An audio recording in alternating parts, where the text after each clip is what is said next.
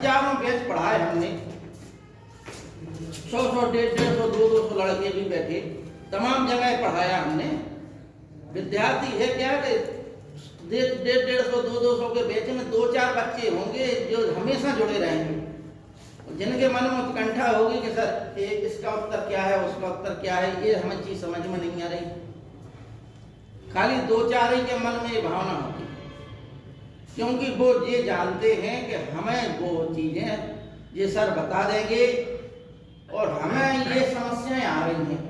एक चीज ये है कि हमें ये समस्या आ रही है, ये हमारा निराकरण क्या है, ठीक है ना। यदि आपके मन में होता क्या कि ज्यादातर बच्चे संकोच के लिए, कुछ बच्चे औपचारिकता के लिए पढ़ते हैं, और वह औपचारिकता खत्म हुई, संबंध खत्म हो गए, ठीक है ना। आपका उद्देश्य यदि वास्तव में सिविल सर्विसेज में सिलेक्ट होना है तो सौ बात की एक बात ये है कि ज्ञान को सही रूप से ग्रहण कीजिए, किसी भी विधि से कीजिए, ठीक है ना। लेकिन कहीं भी तो सिविल सर्विसेज का एक नियम है कि पूरा संबंध जो है औपचारिक रहता है, ठीक। लेकिन परिवार में भी यदि आप औपचारिक संबंध बना के चलेंगे तो परिवार नहीं चल पाता। माता पिता हुए, परिवार के संबंध हुए, गुरु के साथ संबंध हुए, बकाया आप जहाँ फील्ड में जाएंगे वहाँ पर आपके सब संबंध औपचारिक का मतलब है कि सिर्फ कर्तव्य से ही संबंधित होंगे आपके, उसमें आपकी भावनाएं संवेदनाएं समाहित नहीं होंगी कि भावनाओं के वशीभूत होकर आप बह जाएं और गलत निर्णय ले लें। कोई मित्र आ गए आपके कि भाई मान लो उस समय के पढ़े हुए हैं, साथ में पढ़े हुए हैं, आप IAS बन गए, अब आपसे कहा गया हमारे ये फाइल पास करा दो, आपने पास करा दी, भावनाओं बहते हुए, वहाँ आप बह भी सकते हैं। इसलिए IAS की ट्रेनिंग में हमारे मित्र भी हुए, सिलेक्ट गए, तो उनका सीधी सी बात है, आप मित्र हो, मान सम्मान इज्जत सब देंगे, लेकिन आप ना तो गलत काम के लिए उनसे कहिए, ना किसी काम की अपेक्षा करिए, और आप स्वयं में सिलेक्ट हो गए तो संबंध अपनी जगह बना के रखिए, अपमान किसी का नहीं किया जाता। लेकिन ये जरूर है कि आप अपने आप को सुरक्षित रखते हुए ही कार्य कीजिए।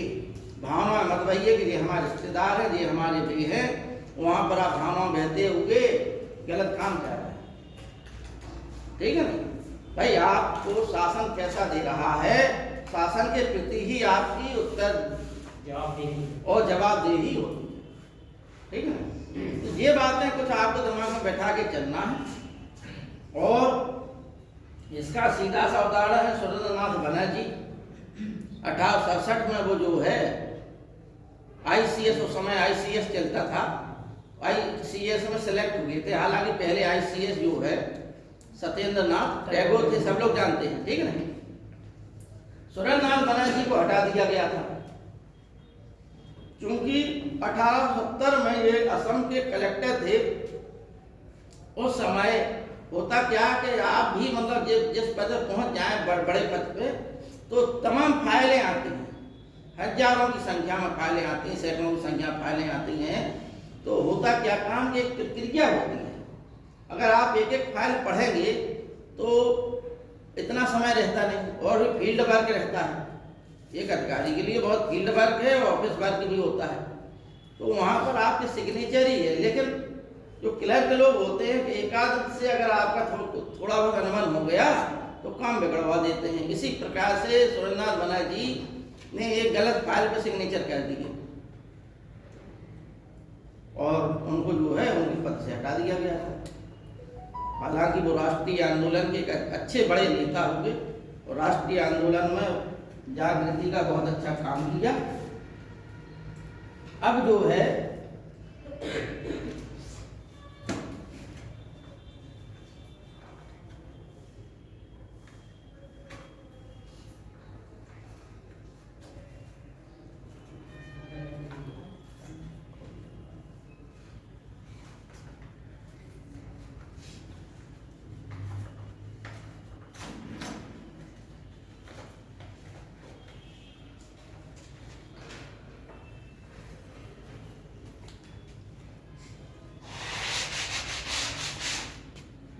ये गलत वाला है, नहीं इधर रखना, ये सब व्हाइट बोर्ड है, ये व्हाइट बोर्ड है। तो बढ़िया बोर्ड थे कमरों में, ये गलत कमरे में बैठा दिया सफेद। देखो बच्चों, है क्या आपका, हमें मालूम है कि कौन से टॉपिक छूट गए, ठीक है नहीं। आपका जो है ताम्रपाषाण काल वाला टॉपिक छूट रहा है, लेकिन हम क्योंकि अभी 4 दिन पढ़ाना है आपको, ठीक। सिंधु घाटी सभ्यता 3 दिन और 1 दिन वैदिक सभ्यता, ठीक। तो थोड़ा सा इंट्रोडक्शन सिंधु घाटी सभ्यता के संबंध में दे दें, जो ताम्रपाषाण कालीन जो महत्वपूर्ण तथ्य हैं वो आप लोगों को लिखा देंगे, ठीक है नहीं, जो आते हैं ज़्यादातर। और इतना जरूर है कि जब आप यहाँ पढ़ लेंगे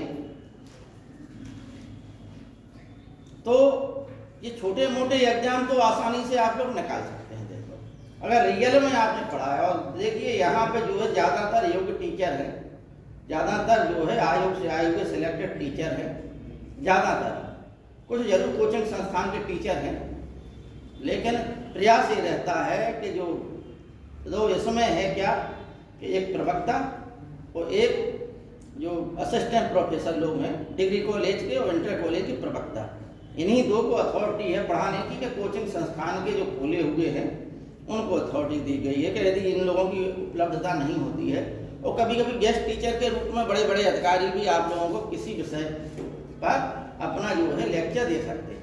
एक प्रक्रिया इसमें रखी गई थी। ये सब चीज़ें आप लोगों को सीखना है, लेकिन इतना जरूर है कि आप लोग अगर इतना सीख लेंगे तो छोटे मोटे एग्जाम जैसे दरोगा का एग्जाम होगा, ठीक है ना।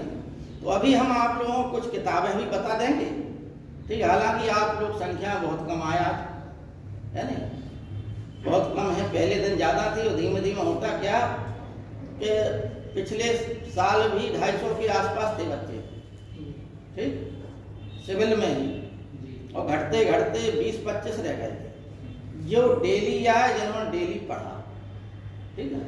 तो विषय की गंभीरता इसी बात से प्रमाणित हो जाती है कि आप लोग कितने इन्वॉल्व हैं अपने विषय वस्तु के प्रति, कितने गंभीर हैं।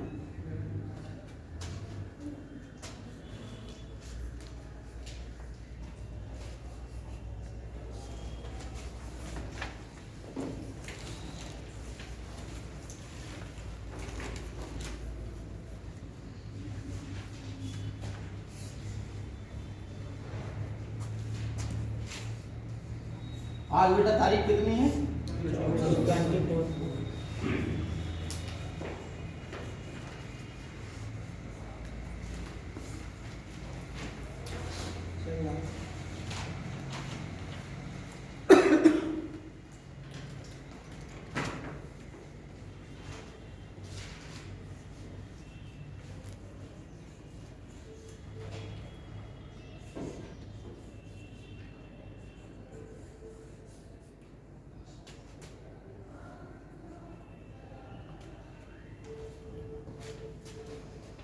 देखिए, सिंधु घाटी सभ्यता का उद्घाटन 1924 में, सितंबर माह 1924 में जॉन मार्शन ने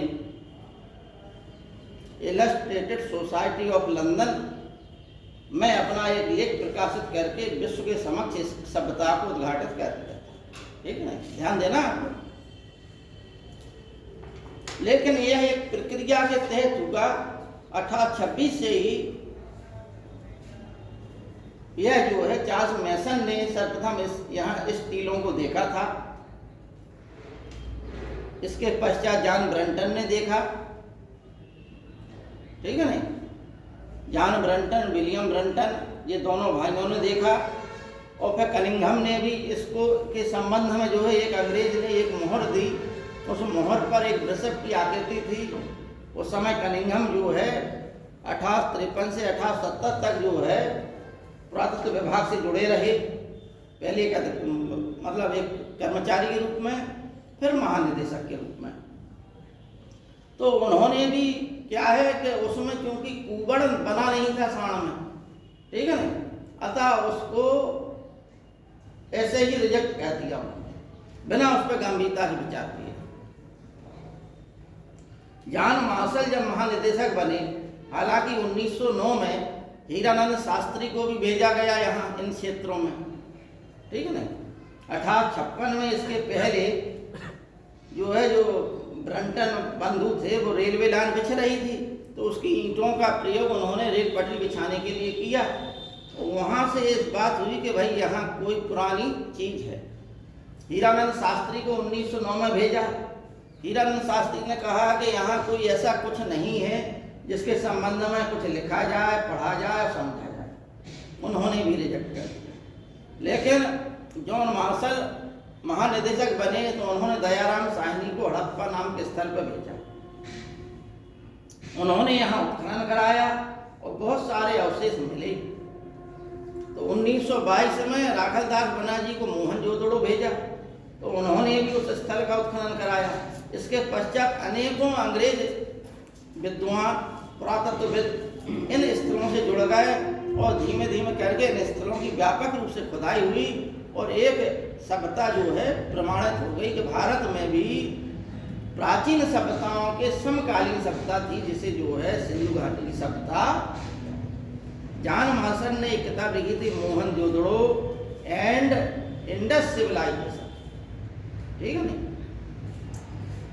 उसमें इन्होंने इस सभ्यता के बारे में अनेक बातें कही थी। लेकिन एक बात और कही थी, उन्होंने कहा कि इस सभ्यता को सिंधु घाटी की सभ्यता कहा जाए, क्योंकि उस समय जो कुछ स्थल मिले वो सिंधु नदी के किनारे मिले थे। इसलिए उन्होंने क्या कहा, इस सभ्यता को सिंधु घाटी सभ्यता कहा जाए। लेकिन भविष्य में यदि इस सभ्यता के स्थल जो है बहुत व्यापक पैमाने पर मिले तो इस सभ्यता को भारतीय सभ्यता कहा जाए, ठीक है ना।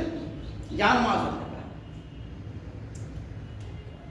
आजादी के पश्चात, क्योंकि आजादी के पहले जितना भी उत्खनन होगा वो पाकिस्तान वाले क्षेत्र में होगा, लेकिन आजादी के पश्चात उत्खनन होगा भारत वाले क्षेत्र में, तो यहाँ भी तमाम जगह राजस्थान, गुजरात, हरियाणा,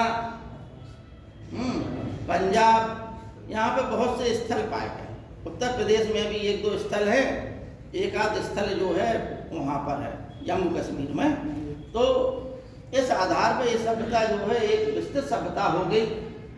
इसलिए अब प्रश्न उभरा कि सभ्यता का नाम क्या रखा जाए।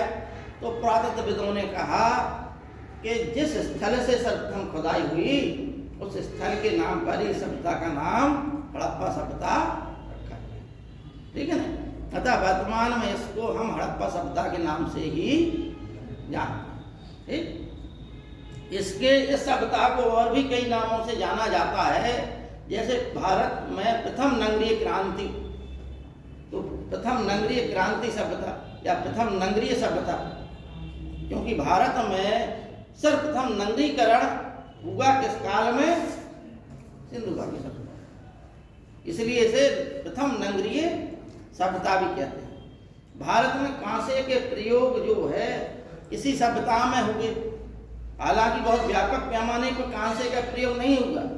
और आपको हमने पाषाण काल बताया है, तो पाषाण काल के बाद भारत में ताम्र काल आया, ठीक है नहीं। तो ताम्र काल और पाषाण काल, देखिए पाषाण काल में सीधी सी बात है, पाषाण काल नाम क्यों रखा गया था, क्योंकि पाषाण काल में तांबे के उपकरणों पाषाण काल में पाषाण के पत्थर के उपकरणों का प्रयोग किया गया था, ठीक है। और मध्यकाल से ही भारत में धनुष बाण का प्रयोग होने लगा, मध्यकाल से।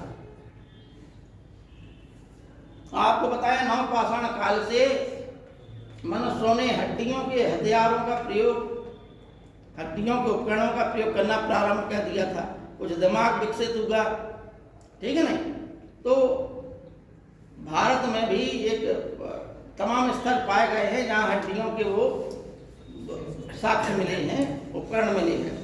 यहाँ भी हड्डियों की सुइयाँ मिली हैं, हड्डियों कुछ उपकरण मिले हैं, लेकिन बहुत सारी चीज़ें जो है तांबे की मिली हैं, ठीक है ना।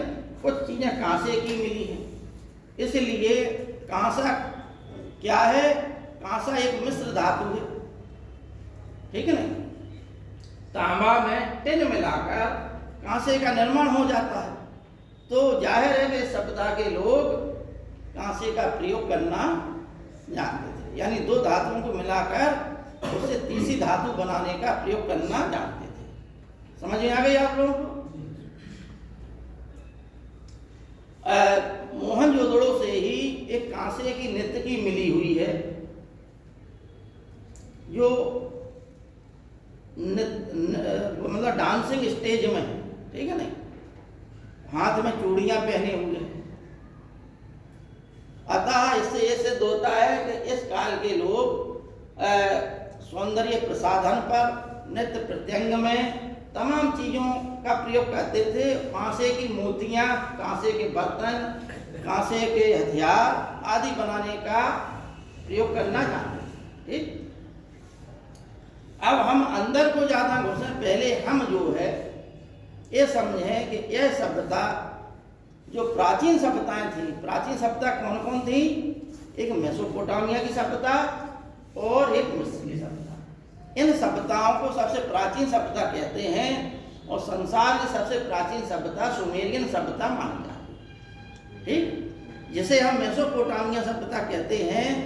मेसोपोटामिया सभ्यता किस देश में पनपी थी? मेसोपोटामिया सभ्यता इराक देश में पनपी थी, वर्तमान में इराक। ठीक, तो हमें ये देखना है कि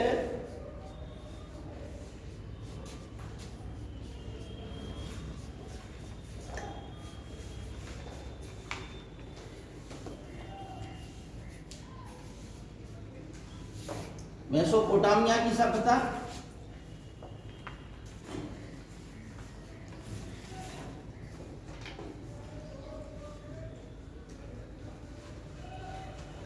मिस्र की सभ्यता, उसी सभ्यता की समकालीन कौन थी?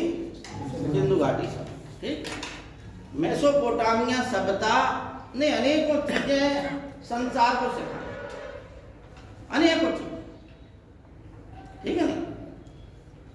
और जब आप सिंधु घाटी सभ्यता पढ़ लेंगे, समझ लेंगे, तो आपको लगेगा कि हम सिंधु घाटी सभ्यता का ही पूरा जीवंत रूप है, पूरा जीवंत। ठीक है ना, इसलिए ये किताब आप लोगों को बताइए, इसमें आप एक एक चीज देख लीजिए। पहनने के जितने भी आभूषण हैं, स्त्री पुरुषों के आभूषण, खान पान, खेल कूद, व्यापार के साधन, मकान निर्माण की चीजें, वो सब चीजें और धार्मिक विश्वास की चीजें पूरा का पूरा उठा के हम आज भी मान रहे हैं। कोई भी ऐसी चीज नहीं है जिसको हम नहीं मान रहे हैं। ठीक है नहीं। मोहनजोदड़ो से एक जो है पत्थर की मूर्ति मिली है जिसके मूंछ साफ है और दाढ़ी बनी हुई है, दाढ़ी है। ठीक है नहीं, मूंछ जो है बनी हुई है, साफ मूंछ नहीं है उसके। वो जो है एक साल उड़े हुए है, उसी प्रकार का साल राजीव गांधी उड़ते थे। मतलब एक जो है कंधा उनका खुला रहता था, वो एक कंधा ढका मतलब ढका हुआ रहता था। तो हम क्या कर रहे हैं? हम वही पुरानी चीजों को पुनः पुनः रिपीट कर रहे हैं। हर घर में एक आंगन की प्रक्रिया है भारत में, ज्यादातर वही प्रक्रिया सिंधु घाटी सप्ताह में थी। स्त्रियों के जितने भी आभूषण हैं सब सिंधु घाटी सप्ताह में मिल जाते हैं, और अनेक डिजाइनदार आभूषण। ठीक है ना। तो हालांकि कौन कौन से आभूषण कैसे मिले इस संबंध में हम जो है चर्चा करेंगे, लेकिन पहले चर्चा हमारी पहले इनके थोड़े संबंध में जान लें हम लोग। ठीक है ना, ये चीजें कम लोग बता पाते हैं। मेसोपोटामिया सभ्यता है, ठीक। और इतना आपको बता दिया कि इसकी समकालीन हो गई, बात खत्म हो गई। लेकिन इसमें है क्या, देखिए मेसोपोटामिया सभ्यता में हुआ क्या, आप एक चीज ध्यान दीजिए कि दिमाग में बैठा लीजिए कि पहले मनुष्य एक जानवर की तरह था, उसका बुद्धि विवेक का जरा भी जो है निर्माण नहीं होता। जैसे जैसे विकास होता गया वह समुदाय में इकट्ठा होता गया। इसके पश्चात समुदाय में इकट्ठा होगा, गुट बनाए इसने, गुट से महागुट बन गए, कुटुंब बन गए, परिवार बन गए, और धीमे धीमे करके उनकी बस्ती बन गई, बस्ती से नगर बने, ठीक है नहीं, नगरों से महानगर बन गए, ठीक। फिर वहां पर शासन करने के लिए एक संस्थाओं का निर्माण हुआ। भाई आप अगर बड़े समुदाय में हैं तो लड़ाई झगड़ा ये वो तमाम चीजें होती रहती हैं। अभी क्या है कि कम से कम 40-50-100 लोगों का एक कुनबा है, साथ में सभी पुरुष गए, उस 50-100 लोगों के कुनबे में एक कबीला हो गया, मान लो एक परिवार हो गया, उनका अपना अलग जगह पे है, एक जंगल में रह रहे, दूसरा दूसरे जंगल में रह रहा। तो वो गए, एक जानवर का शिकार किया मिलके, वो ले आए। कभी कभी उस शिकार के चक्कर में शिकारी जो है शिकार का ही शिकार हो जाता है, ठीक है। तो ये इनको भी आघात पहुंचा, इनकी भावनाएं हुई, जिससे प्रेम होता है, आदमी आहत होता है। तो वो धीमे धीमे मध्य काल में ये भावना उसके मन में उत्पन्न हो गई, तो वो अपनी भावनाओं को चित्रों के द्वारा अभिव्यक्त करने लगा, ठीक है ना। इसी प्रकार से यह जो नवपाषाण काल में मनुष्य नदियों किनारे बसा, लिपि का विकास हुआ, और फिर जो है जहां नदियों किनारे बसा, खाद्यान्न उत्पन्न करने लगा, आग का प्रयोग करने लगा, और इसने एकाएक जो है तीव्र विकास, ठीक है ना, एकाएक तीव्र विकास। वही तीव्र विकास की कहानी हमें जो है किशन मेसोपोटामी सभ्यता में दिखता। एक सभ्यता जब अपने उत्कर्ष पहुंच जाती है तो वहां उसका पतन हो जाता है। कभी भी देखिए, किसी भी कालखंड में देखिए, चाहे रामायण काल हो, चाहे महाभारत काल हो, चाहे मौर्य काल हो, कोई भी काल हो, चाहे मुगल काल हो, हमेशा इतिहास की यही कहानी है कि जब सभ्यता जो है अपने ऊंचाई पर पहुंच जाती है तो सभ्यता का पतन हो, क्योंकि उस ऊंचाई के पश्चात एक बिल्डिंग की छत है, उस छत के बाद कोई छत नहीं होती, ठीक है ना। इसी प्रकार से एक सभ्यता है, वो जितनी ऊंचाई पर पहुंच सकती थी, बॉल है, बॉल में उतनी ही स्पीड है कि एक ऊंचाई तक वो उछल सकती है। आप चाहें कि आप बहुत जोर से उसे फेंक दें, फिर भी वो एक आसमान की ऊंचाइयों को छू जाए तो नहीं छू सकती, ठीक है। उसी प्रकार से प्रत्येक सभ्यता की अपने मायने थे, अपनी सीमाएं थी। बस ये जरूर है कि अगर शासन प्रशासन अच्छा रहा तो वो सभ्यता कुछ कालखंड तक ज्यादा रही, दीर्घजीवी रही, तो कुछ सभ्यताएं जो है कुछ समय तक कालखंड में ही समाप्त हो, ठीक है नहीं। जब सभ्यता जो है निर्माण होता है तो तमाम चीजें जुड़ जाती। अब आप देखिए, इस समय मेसोपोटामिया की सभ्यता में 4 सभ्यताओं को मिलाकर ही हम चारों सभ्यताएं पढ़ते हैं। उन चारों सभ्यताओं को हम क्या बोलते हैं? मेसोपोटामिया की सभ्यता, क्योंकि ये सभ्यता जो है ज्यादातर दजला और फरात नदियों के किनारे पनपी, ठीक है ना। जो कहाँ है? इराक में, वर्तमान इराक शहर में है। और एक शहर था जिसका नाम था बेबीलोन, ठीक। बेबीलोन मध्यकाल में बगदाद हो गया, ठीक। बेबीलोन की भी सभ्यता इसी सभ्यता में से एक थी। तो पहली सभ्यता जो थी इस समय वो थी सुमेरियन सभ्यता।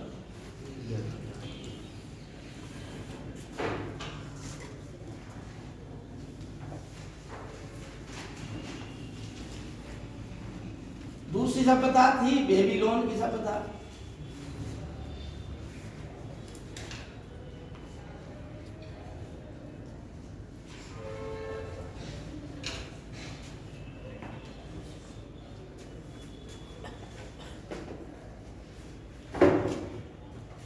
तीसरी सभ्यता थी असीरियन सभ्यता।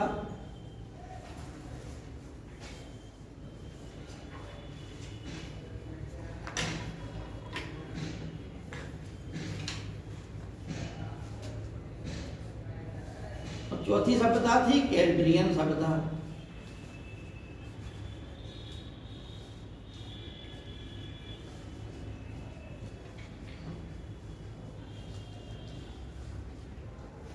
इन चारों सभ्यताओं के अंश ही एक सभ्यता का पतन झुका, दूसरी सभ्यता उसी सभ्यता पर खड़ी हो गई।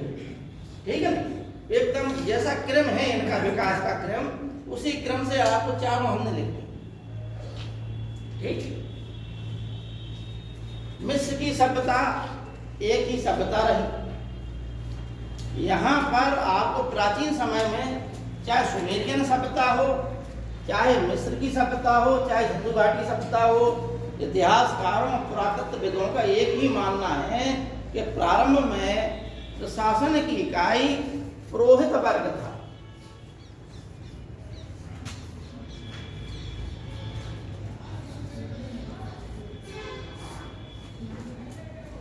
समझना बात को। हालांकि सिंधु घाटी सभ्यता के संबंध में कुछ लोगों का ही मानना है, ये जो है सर्वमान्य मत नहीं।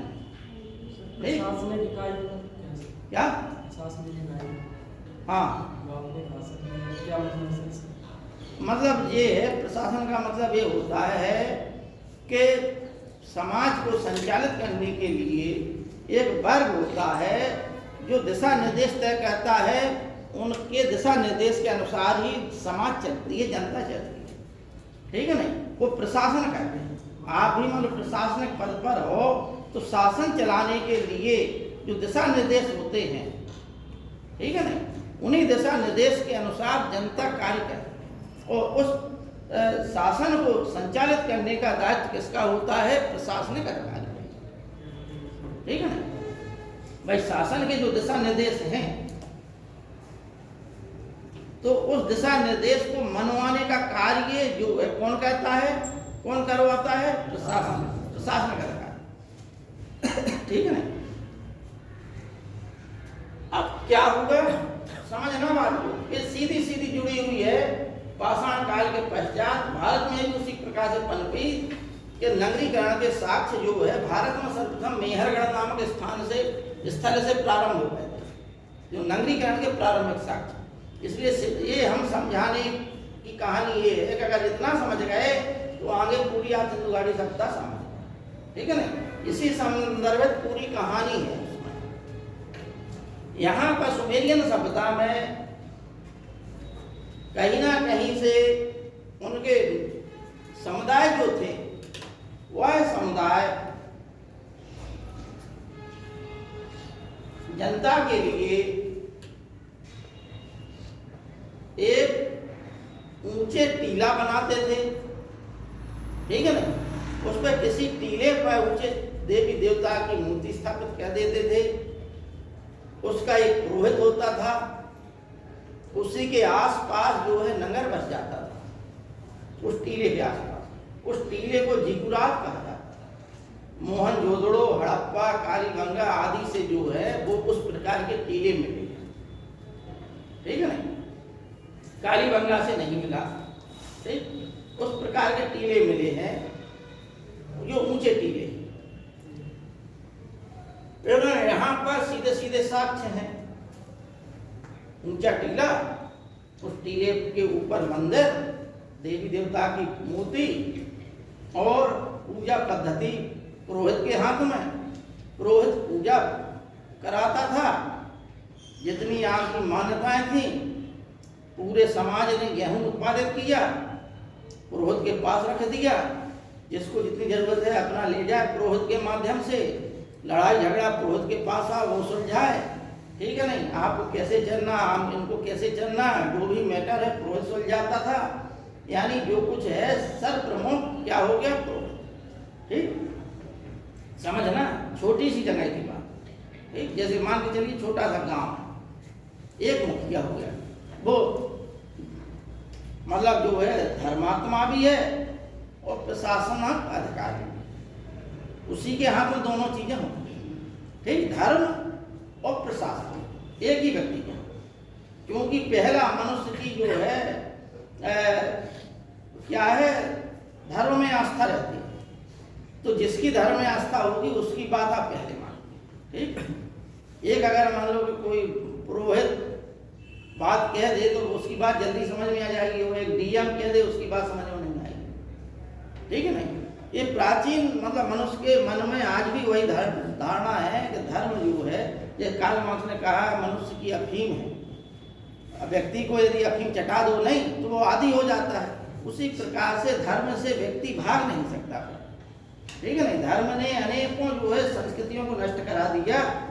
और ये भी बात सही है, दिमाग में बैठा लीजिए, जिस कालखंड में अहिंसा रही, हिंसा का जो है व्यापार नहीं हुआ, उसी कालखंड में मनुष्य ने व्यापार किया, वही संस्कृति ज़्यादा विकसित हुई। और जहाँ जहाँ तलवारबाजी हुई, युद्ध हुए, उस कालखंड में विनाश हुआ है, सृजन नहीं। किसी भी कालखंड में देखिए आप, विनाश किया। तो ये जो है धर्मात्मा हो गया, ये जो है प्रशासनिक अधिकारी।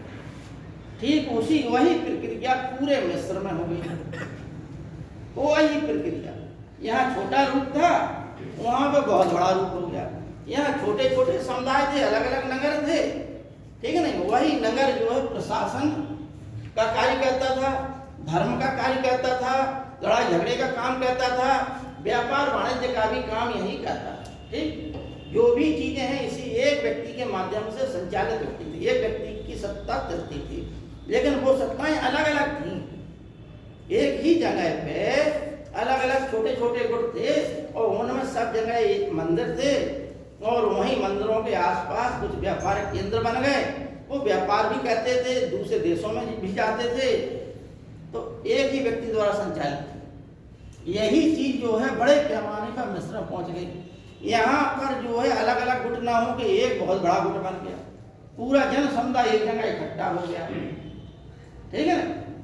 अलग अलग गुट थे। यहाँ सुमेरियन में अलग अलग गुट थे। गुट का मतलब है मेसोपोटामिया में थे या सुमेरियन में? हाँ? मेसोपोटामिया में थे या सुमेरियन सभ्यता में? इन चारों को मेसोपोटामिया की सभ्यता ही तो कहते हैं। ये इराक में ही पनपी, ठीक है ना। इराक में पनपने के कारण इनको हम मेसोपोटामिया कहते हैं, या हम इसे बोलते मेसोपोटामिया सभ्यता। और मेसोपोटामिया सभ्यता में सुमेरियन सभ्यता, बेबीलोनी सभ्यता। सुमेरियन सभ्यता इसलिए पहले बता रहा है क्योंकि ये पहली थी, इसमें ऐसा होगा। लेकिन वही चीज ध्यान देना, वही चीज जब बेबीलोनी सभ्यता में यानी ये सभ्यता के पतन के पश्चात दूसरी सभ्यता उत्पन्न हुई, तो यहाँ पर जो पुरोहित था, अब वह जो प्रशासनिक पद है वो राजा का, ठीक। अब राजा प्रशासन देखने लगा, पूजा पाठ पुरोहित के अधीन रहे। अब यहाँ प्रशासनिक जो भी है, जो भी गतिविधि है, उसका संचालक कौन हो गया? राजा। अब यहाँ से राज पद्धति प्रारंभ, समझ में आ गई बात। लेकिन मिस्र में क्या है कि वही धर्मात्मा, वही कानूनज्ञ और वही प्रशासन, वही राजा, यानी सभी समस्त शक्तियां एक ही व्यक्ति में थी और वही ईश्वर भी हो गया, ठीक है नहीं। आत्मा परमात्मा से संबंधित अवधारणाएं इसी काल में पनपी, क्योंकि हमने बताया मध्य पाषाण काल में ये अवधारणाएं पनपने लगी थी, उसका विकसित रूप इस कालखंड में हुआ। यहाँ पर इन्हीं कालखंड में कानूनों का निर्माण हुआ। सबसे पुरानी जो है विधि संहिता यदि कहा जाए तो इसी सभ्यता में पनपी, जिसे हम बोलते हैं हम्मुराबी की विधि संहिता। वह एक राजा था, कहाँ का राजा था? बेबीलोन का राजा था हम्मुराबी। उसने अपने लोगों को पढ़ाने समझाने के लिए हुआ क्या कि इसलिए हम पहले सुमेरियन सभ्यता इसलिए पढ़ा रहे हैं कि सुमेरियन सभ्यता के जो अंश थे उसी से आगे बढ़ के विकास होता चला गया, ठीक। आपने पत्थर का एक पत्थर लिया, उसका प्रयोग क्या है? तोड़ने के लिए भी किया, मतलब सृजन के लिए भी किया और विनाश के लिए भी किया। तो उसी पत्थर के आपने दो प्रयोग कर दिए, एक सृजन का, एक विनाश का, ठीक है ना।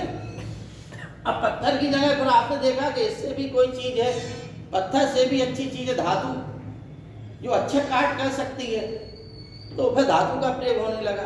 फिर धातुओं में भी सबसे मजबूत धातु कौन है भाई? अगर तांबे की तलवारें लेके लड़ेंगे आप, एक के पास तांबे की तलवार हो, एक के पास लोहे की तलवार हो, तो जाहिर है आप अपने आप कॉमन सेंस में कहेंगे कि जिसके पास लोहे की होगी तलवार वो जीत जाएगा, क्योंकि तलवारें आपस में टकराएंगी, तांबे की तलवार ही काट देगी लोहे की तलवार, उसके हाथ में कुछ बचेगा नहीं, क्योंकि लोहा जो है सबसे मजबूत धातु। और जैसे ही लोहा मजबूत धातु हुई, कृषि के क्षेत्र में क्रांति हुई और युद्ध के क्षेत्र में क्रांति हुई। और एक चीज और बता दें कि कहीं भी नया आविष्कार हुआ, उस नए आविष्कार ने मानव समुदाय को कुछ ना कुछ नई क्रांति दी, और जो पुरानी सभ्यताएं उस नए आविष्कार से नहीं जुड़ पाई, वो सभ्यताएं नष्ट हो गई, ठीक है ना, या उन्हें हानि उठानी पड़ी। यहाँ आपने इतना समझ लिया, ये लोग सुमेरियन सभ्यता के लोग अपनी भावनाओं को व्यक्त करने के लिए यहाँ पर 900 अक्षर थे इनकी लिपि में, ठीक। इन्होंने अपनी एक लिपि का विकास किया और उस लिपि में 900 अक्षर थे, जिसे जो है कीलाक्षर लिपि कहते थे। जो जबकि सिंधु घाटी सभ्यता की जो लिपि थी उसे भाव चित्रात्मक लिपि कहते थे, यानी भावनाओं को व्यक्त करने के लिए चित्रों का निर्माण करना। लेकिन इनकी जो कीलाक्षर लिपि थी, यानी कीलाक्षर का मतलब है कि उसे ये लोग जो है खोद खोद कर लिखते थे। कच्ची ईंटें ली, मिट्टी ली, मिट्टी की ईंट बनाई या तख्ती बनाई, उस पर लकड़ी या किसी चीज से उन्होंने अपनी लिपि लिख दी, ठीक है ना। उसको धूप में सुखा दिया, फिर आगी से पकाने लगे, ठीक। सिंधु घाटी सभ्यता के लोग पक्की ईंटों के मकानों में रहते थे, जबकि ये लोग कच्ची ईंटों के। ईंटें कैसी होती थी, ईंटों को ये लोग धूप में सुखा लेते थे, और जबकि सिंधु घाटी सभ्यता के लोग ईंटों को आवे में क्या है पकाते थे। तो इनकी जो सभ्यता थी क्या है, लिपि में 900 अक्षर, लिपि कैसी थी, कीलाक्षर। सिंधु घाटी सभ्यता की लिपि भाव चित्रात्मक, यहाँ पर 900 अक्षर, यहाँ पर सिंधु घाटी सभ्यता में 400 अक्षर, ठीक है ना। इन्होंने क्या किया कि वो तख्तियां बनाई, उन तख्तियों पर लिखना शुरू किया, सुखा दिया, उनको इकट्ठा किया, ठीक है ना। इसी प्रकार से जब बेबीलोनी सभ्यता आई तो बेबीलोनी सभ्यता में इन लोगों ने पुस्तकालय भी बनवाया। एक गिलगमीश जो महाकाव्य लिखा राजाओं ने, बाद में क्या है बेबीलोनी के राजाओं ने पुस्तकालय बनवाए। वहाँ पर इसी प्रकार की मिट्टी की तख्तियाँ अनेकों पत्थरों पर लिखकर क्रम बाई क्रम रूप से लिख दी, रख दी गई, ठीक है ना। तो बेबीलोन सभ्यता में हम्मुराबी हुआ, उसने जो है पत्थर पर जनता को निर्देशित करने के लिए एक कानून बनाया, उस पर जनता को निर्देशित करके बातें कही गई। इसलिए इसे जो है संसार की सबसे प्राचीन लिखित विधि संहिता कहते हैं, ठीक। जो पत्थर पर लिखी गई या किसी रूप में जनता निर्देशित की गई, इसलिए इसे संसार की हम्मुराबी की विधि संहिता कहा जाता है। अतः अब आप समझ गए कि यहाँ सुमेरियन सभ्यता से हम चले थे पुरोहित टाइप में, यहाँ राजा हो गया। लेकिन मिस्री सभ्यता में एक ही व्यक्ति सब कुछ बना रहा, ठीक। यहाँ भी काम करने के लिए समाज अनेक वर्गों में विभाजित था। देखिए हमेशा जिस प्रकार कार्ल मार्क्स ने कहा, जैसे ही मनुष्य की बुद्धि का विकास हुआ, मनुष्य ने उत्पादकता शुरू की, तो उसके मन में जहाँ जो है एक कौन सा सिद्धांत कहते हैं, अधिशेष का सिद्धांत, ठीक है ना। अधिशेष सिद्धांत का मतलब है कि आप मान लो साल भर में 10 कुंटल गेहूँ खा सकते हो, तो 10 कुंटल ही आपकी आवश्यकता है, 100 कुंटल आपकी आवश्यकता नहीं है। 100 कुंटल यदि खाद्यान्न आपके पास है तो 90 आपका बचेगा ही। 90 क्या है, अधिशेष, जिसकी आपको जरूरत नहीं है। ये जो अधिशेष है, जो बचा हुआ अधिशेष है, इसी बचत ने जो है एक मनुष्य को दूसरे मनुष्य पर शासन करने के लिए, जिसके पास जितना अधिक बचत वो उतना बढ़ा दो। अगर आपके पास 10,000 की बचत है तो आप जो है 100 रुपए वाले से बढ़े आदमी, किसी के पास 1 लाख की बचत है तो वो 10,000 वाले से बड़ा आदमी, किसी के पास 1 करोड़ की बचत है तो वो 1 करोड़ वाला बड़ा आदमी। इसी को अधिशेष का सिद्धांत, ठीक है ना। यहाँ हुआ क्या, ये 4 वर्ग हो गए, ठीक। जो आर्य सभ्यता में भी थे, वैदिक काल में, सिंधु काल में भी थे, प्लेटो के काल में भी थे, हुआ क्या, और इस कालखंड में भी हम इनमें भी देखते हैं, ठीक। विशेषकर 2 ही वर्ग होते हैं। कौन कौन होता है, एक शोषक और एक शोषित, 2 वर्ग होते हैं। हमेशा देखिए कभी आप या तो शोषक में होंगे या शोषित में होंगे। और कभी कभी आप अगर दोनों होंगे तो कोई आपका शोषण कर रहा होगा तो किसी का आप कर रहे होंगे। जिसकी बाहर गुंडियाई नहीं चलती वो भीतर गुंडियाई दिखाता है। कभी भी देखिए, जो भीतर गुंडा बना रहता है परिवार के अंदर वो बाहर मेमना बन जाता है। ठीक है ना? मतलब ये सिद्धांत हमेशा से लागू हुआ है। इसकी व्यापक व्याख्या कार्ल मार्क्स ने की है। कार्ल मार्क्स को भी आप लोग पढ़ा करें, हालांकि इसके ज़्यादा डिटेल में जाने की इसलिए ज़रूरत नहीं है कि हम विषय से अपने से अलग हो जाएंगे। ठीक है ना? लेकिन इतना जानना जरूरी है आप लोगों के लिए कि इन्हीं से जो है इतिहास का उत्थान और पतन हमेशा हमेशा। ठीक है ना? जब जब इन सोचतों को ये लगने लगा कि हमारा, जब जब इन सोचतों को ये लगने लगा, भाई एक समय आता है कि आपको ये बता दिया गया है कि आप इसलिए गरीब हो क्योंकि आपने पूर्व जन्म में जो है कुछ गलत काम किए। ठीक है ना? इसलिए आप इस जन्म में भोग लो, अगला जन्म आपका अच्छा हो जाएगा। तो आपने उसको मान लिया गरीबी को अपने मन में। अब आप उससे उठना ही नहीं चाहेंगे, उससे अलग होना ही नहीं चाहेंगे, इससे आप छुटकारा पाने का प्रयत्न ही नहीं करेंगे, क्योंकि आपने मन में धारण कर लिया। मन की धारणा शक्ति ही व्यक्ति के उत्थान और पतन की कहानी है। आपके मन में जैसे अच्छी चीज बैठा दी जाए तो आप जो है उसके लिए उत्प्रेरित होंगे, गलत चीज बैठा दी जाए तो गलत के लिए प्रेरित होंगे। मन में धारणा कर दी कि आप गरीब इसलिए हैं क्योंकि गरीब होना आपकी नियति में था, अब आप बैठे हो गरीब बने।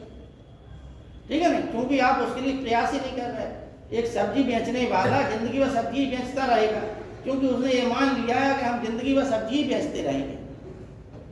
ठीक है ना?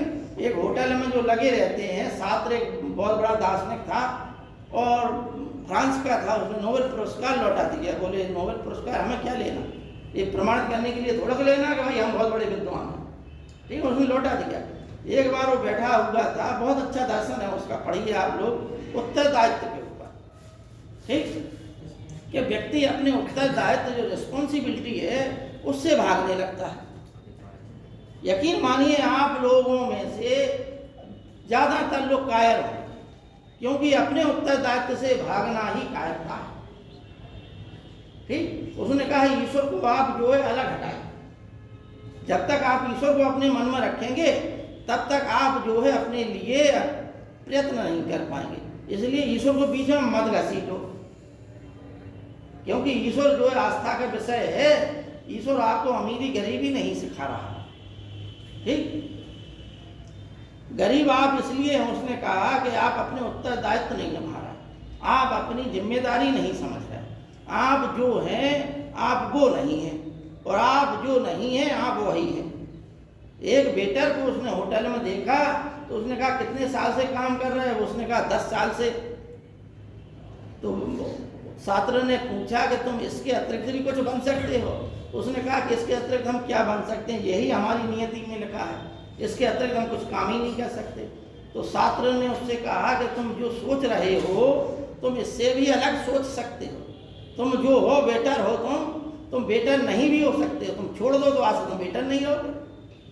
तुम लोहारगिरी का काम कर दो, तुम व्यापार का काम कर दो, तुम कुछ भी कर दो, तुम बेटर के जो लादे हुए हो कि हम बेटर हैं, बेटर के बंधन से तुम मुक्त हो जाओगे और तुम जो बनना चाहते हो तुम वो बन जाओगे। होता क्या है कि हम ज़्यादातर लोग जो धारण कर लेते हैं, आसपास जैसा माहौल बना लेते हैं, उसी के अंतर्गत पूरा जीवन व्यतीत कर देते हैं, है नहीं? कोई गुलामी में, कोई शोषण में, कोई इसमें, कोई उसमें। ठीक है? हालांकि हमारी जो संस्कृति रही है उसमें भी ये चीज़ें रही हैं। एक थोड़ी से दोष है, इसलिए कह रहा है कि जब जब इन शोषकों ने जाना कि हमारा शोषण हो रहा है तब तब इन्होंने धर्म की स्थापना की, बड़े वर्ग को नष्ट किया और दूसरी संस्कृतियां बनाई। बाद में इन्हीं लोगों में से फिर वही स्थिति आ गई। क्या आ गई? पुनः इन्हीं शोषकों में से फिर एक शोषक हो गया, फिर शोषित हो गए। ठीक है ना? और हमेशा देखिए किसी भी देश के इतिहास में शोषक वर्ग हमेशा कम होंगे और इनकी संख्या हमेशा ज़्यादा होगी। मजदूर गरीब श्रमिकों की संख्या लाखों करोड़ों में होगी और इनकी संख्या हजारों सैकड़ों में ही होगी। और ये जो है करोड़ों पर जो है शासन करने वाले होते हैं। ये जो है सबका शोषण करते हैं, शारीरिक रूप से मानसिक रूप से। जितने भी राजमहल बने हुए हैं, आप क्या समझ रहे हैं कि इन्हें मजदूरी दी जाती थी? किसी को मजदूरी नहीं दी जाती थी। सुबह से लगिए काम में, दोपहर में खाना खाइए, फिर आप सो जाइए। किसी को एक टाइम का खाना मिलता था और कोई राजा दयालु होते थे, दोनों टाइम का खाना। लेकिन आप ये समझें कि पैसा दिया जाता था, तो पैसा किसी को नहीं दिया जाता था, किसी को पैसा नहीं, सिर्फ शोषण। जिसे अपने उसमें इतिहास में बेगार कहा गया, यानी बिना परिश्रम के काम कराना बेगार है, बिना पारिश्रमिक दिए। ठीक है नहीं, हमारे मतलब मौलिक अधिकारों में इसकी निषेध है। बेगार का शायद अनुच्छेद 23 में है ना, इसीलिए कहा गया है।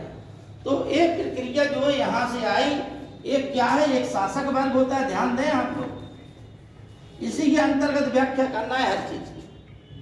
ठीक, एक शासक वर्ग होता है प्रत्येक समाज में, होता है कि नहीं होता? एक जो है एक सैनिक वर्ग होता है कि नहीं होता है? भाई उस संस्कृति की रक्षा के लिए एक सैनिक वर्ग होगा कि नहीं होगा? बताइए। होता है हर देश में, हर कालखंड में रहा कि नहीं रहा? नहीं, वो संस्कृति अगर सैनिक वर्ग नहीं है तो वो संस्कृति रक्षा करने वाला कोई नहीं होगा, नष्ट हो जाएगी। एक शासन करने वाला होता है, एक सैनिक वर्ग होता है, एक उत्पादक वर्ग होता है जिसे हम क्या बोलते हैं? व्यापारी। क्या बोलते हैं? व्यापारी। तीसरा वर्ग ये हो गया जो व्यापारिक क्रिया विधि जिसके हाथ में रहती है। ठीक है नहीं, हर कालखंड में होता है। हमारे यहाँ जो है वणिक कहा गया, हमारे यहाँ जो है पढ़ी कहा गया है, वैदिक काल के शब्द बता रहे हैं। ठीक है नहीं, किनके लिए कहा गया? ऋग्वेद में कहा गया पढ़ी उनके लिए जो आर्यों की गायें चुरा लेते थे, जो व्यापारी होते थे। ठीक है नहीं, उनके लिए कहा गया। और पढ़ी से ही वणिक बना है सब। ठीक है नहीं, और इसी से पढ़ी से ही फिनीशियन शब्द बना है। एक वर्ग जो है जो सेवा वाला वर्ग, यानी श्रमिक वर्ग कहते हैं। ठीक,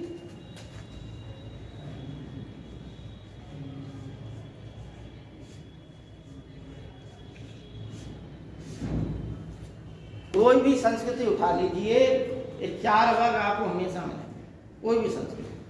ठीक है ना, सिंधु घाटी सभ्यता में भी यही चार लोग हैं। सैनिक भी थी सर सिंधु घाटी सभ्यता में। सर सिंधु घाटी सभ्यता में, सिंधु घाटी सभ्यता में एकदम स्पष्ट प्रमाण तो नहीं मिले, लेकिन जब भाई साहब हथियार हैं, गदा मिल गई है, यानी तीर मिले ही है। आप पढ़िए उसको, गदा मिली है कि नहीं मिली है? बताइए, मिली कि नहीं? गदा का प्रमाण मिला है? सर 12th में सर, जैसे सर 12th में CBSE बोर्ड में था एक चैप्टर अतीत में दबे पांव, तो उसमें सर एक क्वेश्चन था, उसमें तो नहीं बताया गया था कि हथियार। बेटा 12th बात अलग है, आप ये किताब पढ़िए फिर चर्चा कीजिए। आप कंपटीशन में आ गए हो, बड़ा चीज पढ़ना है आपको। 11, 12, 8, 9, 10 इनमें उतना डिटेल में नहीं होगा। अभी हमने स्टेडियम का उदाहरण दिया, 12th की किताब में कहीं भी ढूंढ के बता दीजिए आप। अभी हमने जो किताबों के नाम बताए हैं वो 12th की किताब में कहीं भी उठा के बता दीजिए। अभी जो हम पढ़ा रहे हैं, हम कह रहे हैं कोई भी किताब उठा के आप देख लीजिए, कोई भी किताब संसार की। ये है क्या कि जब आप तमाम चीज़ें पढ़ लेते हैं तब उसका कंपेरेटिव पढ़ा रहे हैं, और किसी भी किताब में इतना कंपेरेटिव नहीं लिखा है। कोई भी किताब उठा लीजिए आप, जो हम पढ़ा रहे हैं अपने अनुभव में पढ़ा रहे हैं, क्योंकि 96 से हम इतिहास पढ़ा रहे हैं। ठीक है ना, तो ये चीज़ कोई जो है किताब में नहीं लिखी हुई है, सबका अलग अलग। सिंधु घाटी सभ्यता पढ़ाएंगे तो भारत के संदर्भ में आएगा, वहाँ पे आपको मेसोपोटामिया सभ्यता नहीं लिख पढ़ाया गया है। कोई भी भारत में कोई बड़ी से बड़ी किताब उठा लीजिए, हम कहें इस किताब में भी सिंधु घाटी सभ्यता का लिखा होगा, लेकिन मेसोपोटामिया सभ्यता और मिस्र की सभ्यता का नहीं लिखा होगा। हाँ, साक्ष्य का जरूर लिखा होगा, तुलना का जरूर थोड़ा बहुत लिखा होगा। लेकिन इस प्रकार डिटेल में नहीं बता रहे होंगे कि हम्मुराबी की विधि संहिता और ईंटों को जला के या ईंटों को सुखा के ये प्रक्रिया कहीं नहीं लिखी होगी। क्योंकि अगर आप ये सीख लेंगे तो इन्हीं का किसी इतिहास का अंग्रेज इतिहासकार है जैसे मार्टिमर व्हीलर है, ठीक है नहीं, स्टुअर्ट पिगट है आदि जो इतिहासकार हैं, उन्होंने ये कहा कि जो भारत में सिंधु घाटी सभ्यता पनपी क्योंकि इस सभ्यता में नगर अव्यवस्थित थे। कहाँ पर? मेसोपोटामिया में चारों सभ्यताओं में नगर व्यवस्थित नहीं थे, लेकिन इस कालखंड में व्यवस्थित नगर थे सिंधु घाटी सभ्यता में। और सिंधु घाटी सभ्यता में एकाएक जो है जितने नगर मिले ज़्यादातर जहाँ उत्खनन हुआ है वहाँ पर जितना भी जो कुछ मिला है वो एक परिपक्व नगरीय सभ्यता के प्रमाण को संकेत करता है इस चीज की ओर, यानी प्राक जो हड़प्पन सभ्यता के स्थल मिले हैं कहीं कुछ ही मिले, ठीक है नहीं, इसलिए एकाएक परिपक्व अवस्था के साक्ष्य मिले हैं। तो इस संबंध में भी ये सभ्यता के लोग कौन थे, कौन सी प्रजाति के थे और गृह सभ्यता पहले क्या ग्रामीण सभ्यता थी, इस प्रकार से अनेकों चीजें इस संबंध में चर्चा हुई है कि ग्रामीण सभ्यता से परिवर्तित हो गई क्या, लेकिन ग्रामीण सभ्यता के एकाएक प्रमाण नहीं मिले, एक दो स्थलों पर मिले जैसे मेहरगढ़ में, ठीक है नहीं। तो हम पहले इस पर चर्चा कर रहे हैं, ठीक, समझना यहाँ इतनी समझ लिया आपने। यही शासक वर्ग क्या हो गया, प्रशासन तंत्र यानी राजा, ठीक।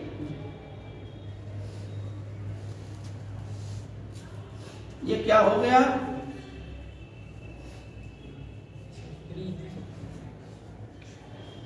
क्षत्रिय यानी सैनिक, ये क्या हो गए,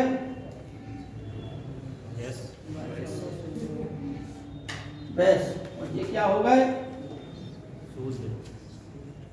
शूद्र।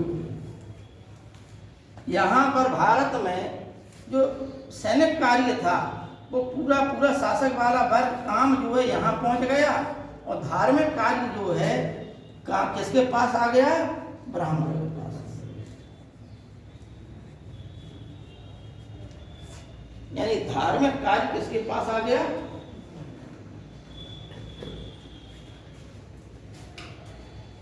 धार्मिक और शिक्षा का, धर्म दर्शन और शिक्षा का उत्तरदायित्व किसके पास पहुंच गया, इसे ब्राह्मण कहते हैं भारत, ठीक है ना। और कोई भी धर्म और संस्कृति हो इन्हीं चार के आसपास घूमती है कि नहीं घूमती है, बताइए आप, है ना, घूमती है। कार्ल मार्क्स के सिद्धांत में सर, हाँ, कार्ल मार्क्स के सिद्धांत में सर ये नहीं, कार्ल मार्क्स ने तो खाली इस पे बोले नहीं, सोचते और शोषित पर भाई इसी को बोले कि यही लिखा, ठीक है ना। और यानी कि उसी काल से लिखा है, नवपाषाण काल से, पाषाण काल से मनुष्य का लिखा है तो क्या वो चीजें थी और बाद में किस प्रकार से वो आगे बढ़ता गया है। तो ये चीजें आप लोगों को सिंधु घाटी सभ्यता के संदर्भ में कुछ चीजें बता दी हैं। अब इसके संदर्भ में आगे बढ़ने से पहले पीछे का जो है वो आप लोग लेते हैं, जो चीजें छूट गई थी।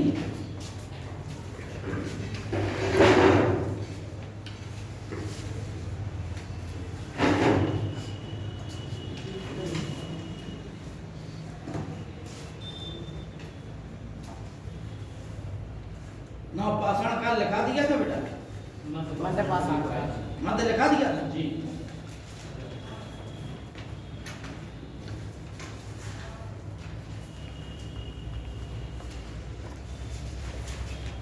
नवपाषाण काल हेडिंग डाल दो आप लोग।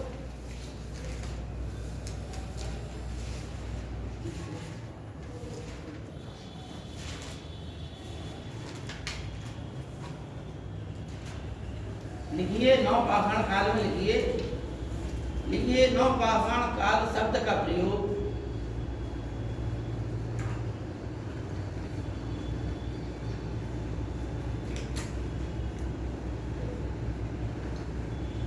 जान लुब्बक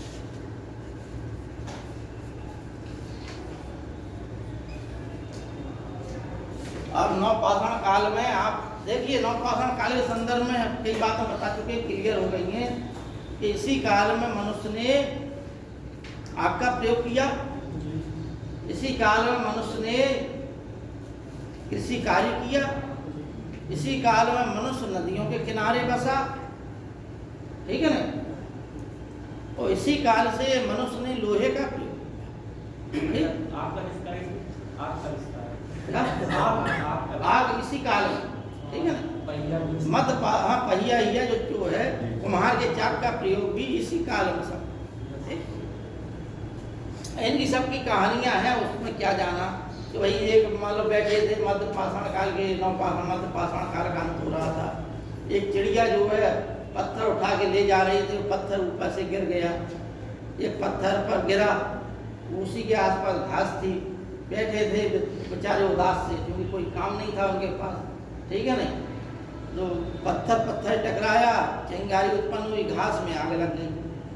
तो पत्थर को रगड़ने से उन्होंने देख लिया कि जब पत्थर को रगड़ने से आग उत्पन्न होती है, तो फिर ऐसे ऐसे करके वो आग का प्रयोग करते। इसी प्रकार से उन्होंने क्या किया कि ऐसे लकड़ी काटी है, ठीक है नहीं, पहिया सा बन गया, पहिए बनने से फिर उसी से कुम्हार बनाया, और पहिए के आविष्कार से रथ में भी प्रयोग हुआ, कुम्हार के चाक में भी प्रयोग हुआ, और एक क्रांति सी उत्पन्न, ठीक है ना, ऐसे प्रयोग होते गए। इन लोगों ने मेहरगढ़ लिखिए, जो पाकिस्तान के बलूचिस्तान में है,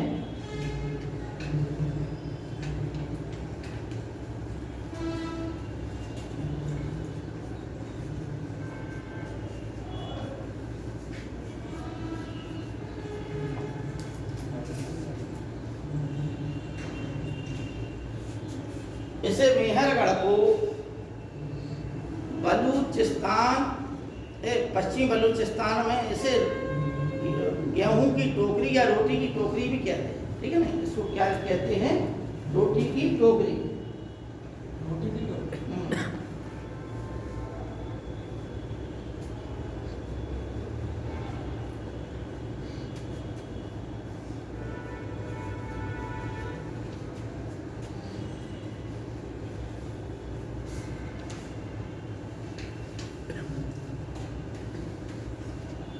अब यहाँ पर कौन सी चीज देखिए, 1975 फ्रांसोया जेर्रिच ने इसको खोजा था, मेहरगढ़ को खोजा था और इसका उत्खनन कराया था।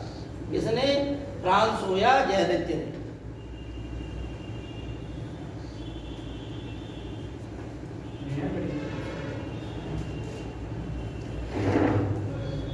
अब यहाँ पर क्या हुआ, यहाँ पर जो है सबसे प्राचीन, भारत में सबसे प्राचीन बस्ती का प्रमाण, भारत में सबसे प्राचीन बस्ती का प्रमाण मेहरगढ़ से।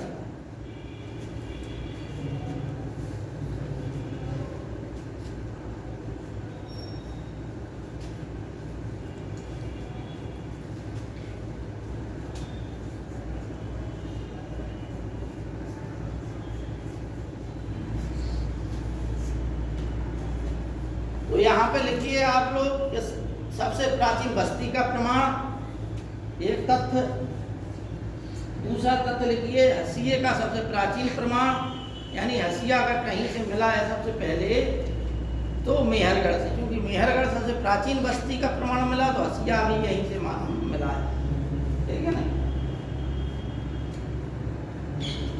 हड्डी की सुई, क्योंकि नवपाषाण काल में आपको बता चुके थे कि हड्डी के उपकरणों का प्रयोग करने लगे थे, तो हड्डी की सुई का प्रमाण कहाँ से मिला है, मेहरगढ़ से। और भी कई स्थलों से हड्डी की सुई मिली है, उत्तर प्रदेश के भी कई स्थलों से मिला है।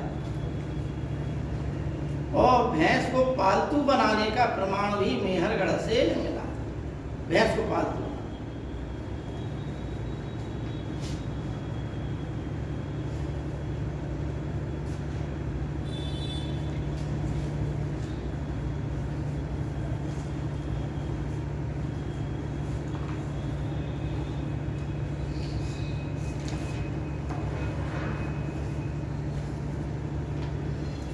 वो जो होंगे जम्मू कश्मीर में है, इसके बारे में आपको बता चुके थे हम कि गहतावास के प्रमाण मिले हैं जम्मू कश्मीर में, यानी मिट्टी के अंदर रहते थे ये लोग, गड्ढा खोद के, ठीक है ना। वो जो होम जम्मू कश्मीर में इसकी खोज डी ठेरा और पीटरसन ने की थी। कैम्ब्रिज अभियान दल जो आया था उसके जो है नेतृत्व करता थे डी ठेरा और पीटरसन, इन्होंने वो जो होम को खोजा था। यहाँ पर एक व्यक्ति की कब्र में मनुष्य के साथ कुत्ते को दफनाने का प्रमाण मिला है। व्यक्ति के साथ मनुष्य यानी एक व्यक्ति के साथ कुत्ते का प्रमाण भोज होम और रोपड़ इन दोनों जगह से।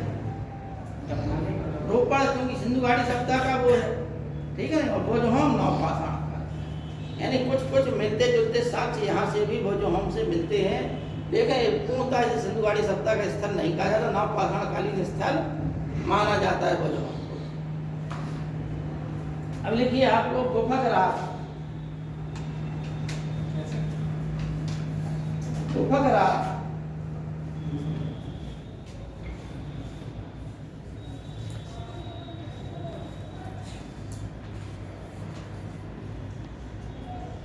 मुफकराल एक ही जम्मू कश्मीर में है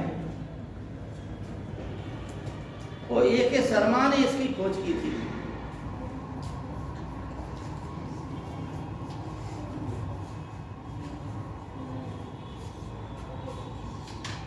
मुफकराल जम्मू कश्मीर में है। इन दोनों से काय के प्रमाण मिले हैं, गर्तावास के प्रमाण मिले हैं, ठीक है नहीं।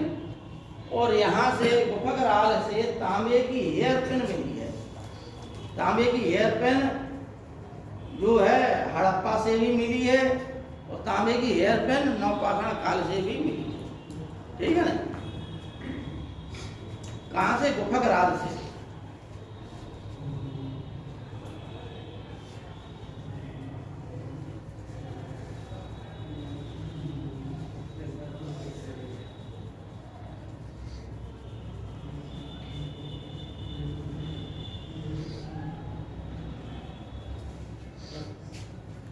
ये मेड़ था बेटा सर गुफकराल को एक बार क्या?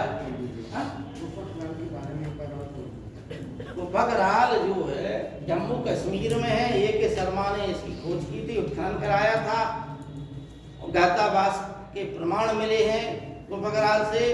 और हेयर पेन किसके प्रमाण मिले? हाँ किसके प्रमाण मिले? कैसा? किसके प्रमाण मिले सर गुफकराल में? सर गर्तावास क्या है याद है? गर्तावास बताया तो आप लोगों को। गर्तावास यानी मिट्टी को खोद कर गड्ढा बना के रहते थे ये लोग मिट्टी भूमि के नीचे, इसे गर्तावास कहते हैं, ठीक है ना।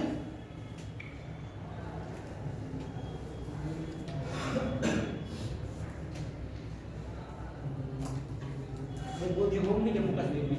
हाँ बुर्ज होम भी जम्मू कश्मीर में है। वो जो होम और गुफकराल। गुफकराल का मतलब है कुम्हार, कुम्हार का वैसे कछु नाम है ना। और भोज होम का मतलब है भोज वृक्ष के आधार पर नाम रखा गया। भोज यानी भोज पत्ते मिलते हैं जहाँ पर। भोज से भोज पड़ गया नाम, अब भ्रंश हो गया।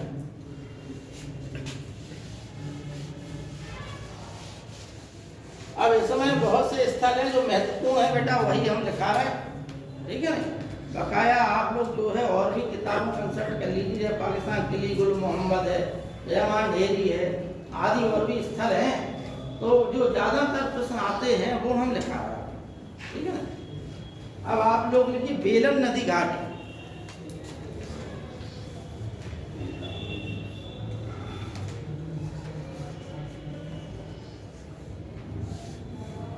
बेलन नदी घाटी ये इलाहाबाद में, इलाहाबाद जिले में। यहाँ से 3 स्थल मिले हैं, ओल्डी हवा, महगढ़ा और चौपानी मांडव।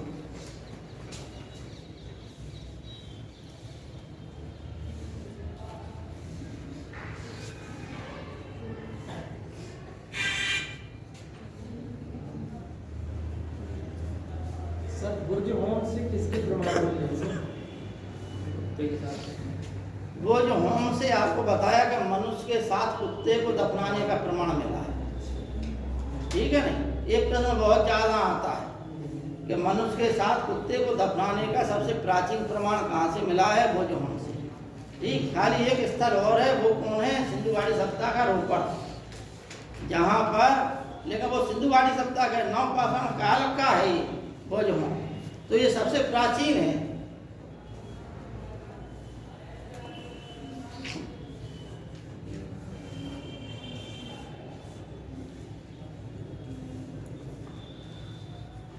ये बेलन घाटी के 3 परीक्षाओं में ज्यादा पूछे जाते हैं, गोल्डी हवा, महगढ़ा और चौपानी मांडो।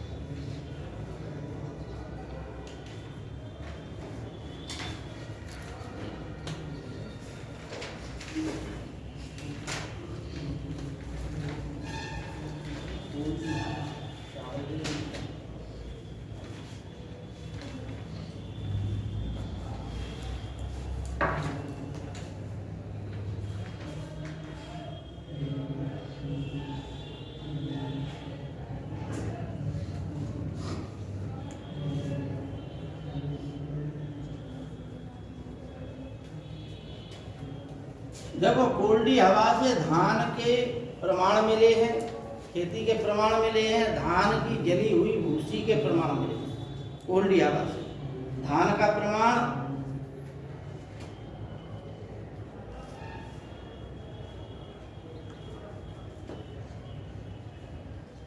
और ये सबसे प्राचीन प्रमाण माना जाता है भारत में धान का, ठीक है ना? धान का प्रमाण। अच्छा, मेहरगढ़ से काय का प्रमाण माना जाता है सबसे प्राचीन? गेहूं, ठीक है ना? लेकिन गेहूं से भी पहले, गेहूं 7000 ईसा पूर्व की बात है, और धान जो है 9000 ईसा पूर्व। तो अभी तक हम लोग जो है कि 7000 मेहरगढ़ तक ही सीमित थे कि भारत मनुष्य ने सर्वप्रथम गेहूं को उत्पादित किया, और 7000 ईसा पूर्व में मनुष्य ने गेहूं की खेती प्रारंभ कर दी थी। मेहरगढ़ इसका प्राचीन उदाहरण था। लेकिन अभी जो अनुसंधान हुए, उत्खनन हुए, तो गोल्डी हवा से 9000 ईसा पूर्व के धान की खेती के प्रमाण, ठीक है ना? तो खेती के प्रमाण का करने का, खेती करने का प्राचीनतम प्रमाण कहाँ से मिला? गोल्डी हवा से। धान की खेती का प्रमाण कहाँ से मिला? गोल्डी हवा से। ठीक, ऐसा माना जाता है 9000 ईसा पूर्व का ये प्रमाण है, ठीक है ना? तो धान की जो बालियां होती हैं, उनके जलने के प्रमाण भी कहाँ से मिले? गोल्डी हवा से। और गोल्डी हवा में नवपाषाण काल, ताम्रपाषाण काल और लौह काल, इन तीनों कालों के अवशेष गोल्डी हवा से मिले। ठीक, इतना लिख लीजिए आप।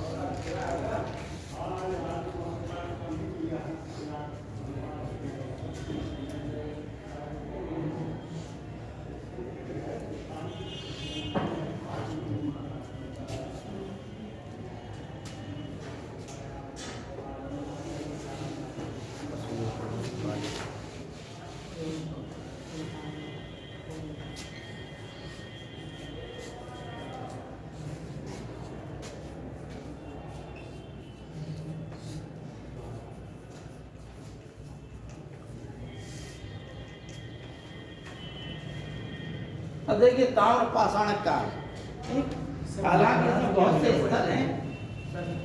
मैगढ़ा से पशुओं को क्या मिला हुआ? मैगढ़ा से पशुओं का बाड़ा मिला है, ठीक है। पशुओं के बाड़े चौपानी मांडो से भी मिले हैं, मैगढ़ा से भी मिले हैं।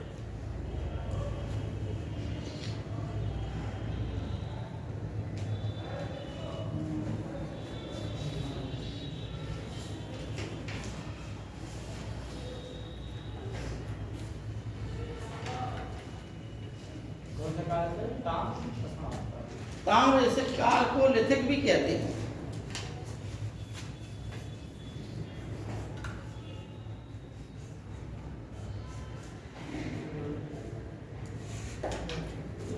देखो एक चीज आपको बता दें, स्पष्ट जो इतिहासकारों ने बताई है बात कि उत्तर भारत में पाषाण काल के पश्चात ताम्र पाषाण काल आया और फिर लौह काल आया, जबकि दक्षिण भारत में पाषाण काल के तत्काल पश्चात लौह काल आया।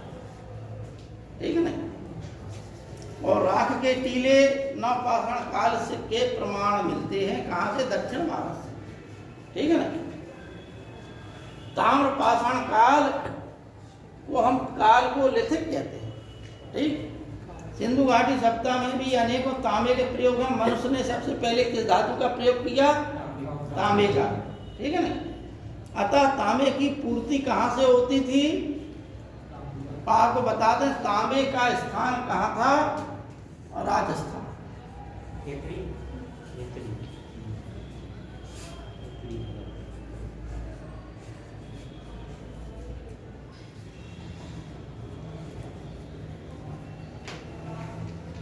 अहाड़ गिलुंद ये दो स्थान थे राजस्थान में जहाँ से तांबे की आपूर्ति की जाती थी। और प्राचीन समय से ही राजस्थान के झुंझुनू जिले में आज भी मतलब आज वर्तमान में राजस्थान झुंझुनू जिला है, यहाँ पर खेतड़ी की खान है। ठीक है ना। और आप जब खेतड़ी की बात चली है तो क्या नाम उनका? नरेंद्र नाथ दत्त को विवेकानंद का नाम किसने दिया था? खेतड़ी के राजा। ठीक है ना। खेतड़ी के राजा ने ही नरेंद्र नाथ दत्त को विवेकानंद का नाम दिया, उन्हें पैसा दिया। उसी पैसे से वो 1893 में शिकागो धर्म सभा को संबोधित करने के लिए गए। ठीक। तो सौभाग्य की एक बात ये है कि वर्तमान में और प्राचीन समय से ही राजस्थान तांबा और चांदी का एक प्रमुख स्थान रहा है। ठीक। जिस प्रकार से दक्षिण भारत में सोने की कर्नाटक में कोलार खान है। ठीक है ना। वहाँ से सोना आता था कि फिर और कहीं से ईरान में भी चांदी की खानें थी। तो सिंधु घाटी सप्ताह में ईरान से भी चांदी आती थी और भारत से भी चांदी उत्खनन होता था राजस्थान में। और ये चूंकि तांबा अधिक मात्रा में, चूंकि तांबे की बहुत बड़ी खानें राजस्थान में है, इस वजह से तांबे के हथियारों का प्रयोग और तांबे के बर्तन का प्रयोग मनुष्य ने सर्वप्रथम प्रारंभ कर दिया। ठीक।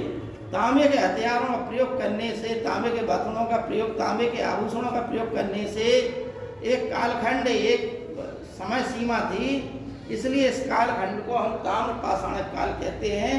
ताम्र पाषाण काल इसलिए कहते हैं कि इसमें तांबा और पाषाण इन दोनों के उपकरणों का प्रयोग मनुष्य करता था, इसलिए इस काल को हम ताम्र पाषाण काल कहते हैं। ठीक है, समझ आ गई बात। इस काल में दोनों ही उपकरणों का प्रयोग होता था, तांबे का भी और पाषाण का भी। लेकिन जैसे ही हम इस ताम्र पाषाण काल के पश्चात सिंधु काल में जाते हैं, वहां पर पाषाण के उपकरण बंद हो जाते हैं, फिर धातुओं के आ जाते हैं। ठीक है ना, काय के सोना, चांदी, तांबा, कांसा इनके प्रयोग होते। ठीक है, इसलिए जहां धातुओं का प्रयोग होगा बाद में नगरीकरण का विकास अपने उत्कर्ष पर पहुंचेगा। ठीक, आज इतना ही रहने दें, समय हो गया है। कल इससे संबंधित कुछ लिखा देंगे और फिर सिंधु घाटी सप्ताह से संबंधित अनेकों चीजें हैं। वो जैसे मान लो सिंधु घाटी सप्ताह की सामाजिक व्यवस्था, सिंधु घाटी सप्ताह की आर्थिक व्यवस्था। सबसे प्रमुख बात है सिंधु घाटी सप्ताह संसार की, भारत की ही नहीं, संसार की सबसे पहली उन्नत सुनियोजित नगर व्यवस्था संसार में, जिसे हम बोलते हैं प्लैंड सिटी। प्लैंड सिटी का मतलब है कि प्लानिंग करके शहरों का निर्माण करना। ये हम संसार में कहीं और नहीं पाते, सिंधु घाटी सप्ताह में पाते हैं। और इस सप्ताह को कुछ इतिहासकारों ने कहा कि सुमेरियन लोगों ने सिंधु घाटी सप्ताह को बसाया। लेकिन आप ये बताइए कि सुमेरियन तुलनात्मक जब अध्ययन किया जाता है तो यहाँ के लोग कच्ची ईंटों के मकानों में रहते थे, मतलब उसे धूप में सुखा लिया, बना दिया मकान। लेकिन यहाँ के लोग पक्की ईंटों के मकानों में रहते थे। यहाँ पर जो है 2 टीले थे, एक नगर दुर्ग और एक किला दुर्ग। ठीक, उनको रक्षा प्राचीर से घेर लेते थे, लेकिन रक्षा प्राचीर के यहाँ प्रमाण नहीं पाए गए सुमेरियन काल में, ना बेबीलोनियन काल में। ठीक है, सुमेरियन प्राचीन थी, सुमेरियन काल की समकालीन थी सिंधु घाटी सभ्यता। तो ये जो है, अच्छा यहाँ अस्त व्यस्त नगर थे, जो भी नगर थे वो अस्त व्यस्त थे। ठीक है ना, यहाँ पर नगरों का विकास ज्यादातर देवी देवता के नाम पर किया गया। एक ऊंचा टीला बना देते थे पहाड़ के ऊपर या नगर के बीच में टीला बना दिया, उसमें मंदिर बना दिया, उस टीले को ही जिगुरात कहते थे। ठीक है ना, ऊंचे उठे हुए स्थल को जिगुरात कहा जाता था। उसी जिगुरात पर मंदिर का निर्माण हो जाता था। वह जो है नगर जो है एक देवता को समर्पित होता था। उस नगर के निवासी उसी देवता को प्रमुख मानते हुए उसकी पूजा करते थे और वहाँ का प्रशासन एक क्रोध करता था। जबकि सिंधु घाटी सभ्यता में किसी प्रकार की मूर्ति पूजा के प्रमाण नहीं। ठीक है ना, तो पहली जो है सुनियोजित नगर व्यवस्था कहाँ मिली है? भारत। यहाँ पर सड़कें एक दूसरे समकोण पर काट रही हैं, दरवाजे जो है सड़क पे नहीं खुल रहे, गलियों में खुल रहे हैं, पानी की नालियों के द्वारा व्यवस्था। ठीक है ना, जबकि यहाँ पर मेसोपोटामिया सभ्यता में क्या था कि सड़क ऊंची उठ गई और दरवाजे नीचे रह गए। तो बरसात के मौसम में जब पानी बरसता था तो घरों के अंदर घुस जाता था, लेकिन यहाँ पर सिंधु घाटी सभ्यता में नहीं था। ठीक है ना भाई, घर बना लिया, सड़क उठती चली गई, सड़क पर ही आदमी कूड़ा करकट फेंक देता था। जबकि सिंधु घाटी सभ्यता में ऐसा नहीं था। नलियाँ, नाले, आंगन, घर सबकी व्यवस्था, वर्गों की भी व्यवस्था कि मकान भी 2 मंजिला तक मकान थे, मकान कई कमरों वाले मकान थे, मकान कम कमरों वाले भी मकान थे, 1 मंजिला भी मकान मिले, कम कमरों वाले भी मकान मिले हैं। जो बड़े घर थे उनमें कुओं की व्यवस्था थी। कुछ कुएं जो है सार्वजनिक होते थे, जो छोटे घर मिले हैं वो दूसरी जगह से पानी लाते थे। नालियाँ जो है पहले जो है नाली के द्वारा पानी घर के बाहर आता था। घर के बगल में एक नाली होती थी जिसमें मोहल्ले भर का पानी जाता था, नगर भर का। नालियों का जो है मेन सड़क के किनारे जो बड़ी नाली होती थी उसमें जाता था, और बाद में जो है बड़ा जो नाला होता था उस नाले के द्वारा नगर के बाहर पानी चला जाता था। ये व्यवस्था थी इन लोगों की। ठीक है ना, रास्ता जो है पक्की होती थी, मतलब उसे कूट काट के अच्छे कर लेते थे। पक्की ईंटों की नहीं थी, लेकिन अच्छी मजबूत सड़कें थी। ठीक, खूब चौड़ी सड़कें भी थी कि लोग बाग कई बार निकल जाए, आ जाए, चले जाए। सड़क बिल्कुल साफ सुथरी रहती थी। तो ये खिड़की किस दिशा में हो, गेट किस दिशा में हो, पानी का, प्रकाश का, इन सब चीज़ों का यहाँ पर था। श्रमिकों के आवास कहाँ हो, प्रशासनिक वर्ग का आवास कहाँ हो, इन सब चीज़ों की व्यवस्था सिंधु घाटी में की गई। जबकि यहाँ पर जो मेसोपोटामिया सभ्यता में मकान और नगर जो है अस्त व्यस्त।